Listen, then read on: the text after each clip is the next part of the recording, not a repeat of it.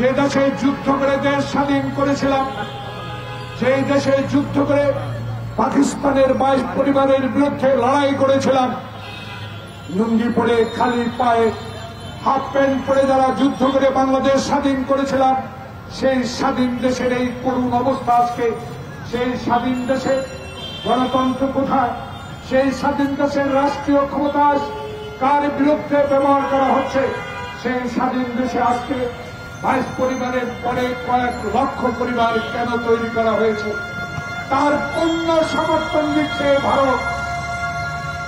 যে ভারতকে আমি বন্ধু বলি, যে ভারতকে আমি অসীম সাহসিকতার জন্য, মুক্তিযুদ্ধের সমর্থনের জন্য বন্ধু হিসাবে ভাবি, সেই ভারত আজ পাকিস্তান থেকে আমাদের মুক্তি করতে সহযোগিতা করলেও বাংলাদেশে এমন একটি সরকার, যে সরকার পাথরের মতো বাংলাদেশের মানুষের বুকের উপরে দাঁড়িয়ে আজকে যে কলঙ্ক অধ্যায় সৃষ্টি করছে, সেই সরকারের সহায়ক সরকার বলে আজকে আপনারা দাবিদার এই ভারতীয় সরকার।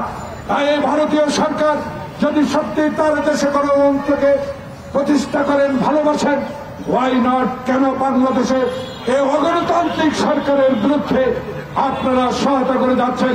কেন বিদেশ সচিব এসে দেশে একজন দলের প্রধানকে হাসপাতালে গিয়ে নির্বাচন অংশগ্রহণের জন্য জবরদস্তি করা হয়?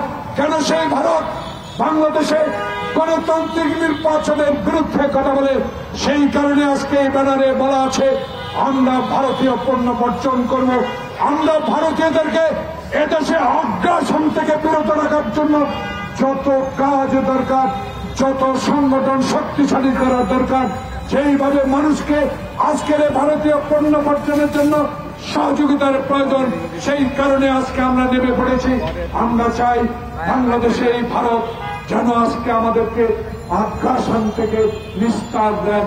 তাই এই সরকার আপনারা এই রাষ্ট্রীয় যন্ত্র ব্যবহার করে, রাষ্ট্রীয় কর্মচারীকে ব্যবহার করে, রাষ্ট্রীয় আইন শৃঙ্খলাকে ব্যবহার করে বাংলাদেশের বিএনপিকে চিরতরে শেষ করে দিবেন।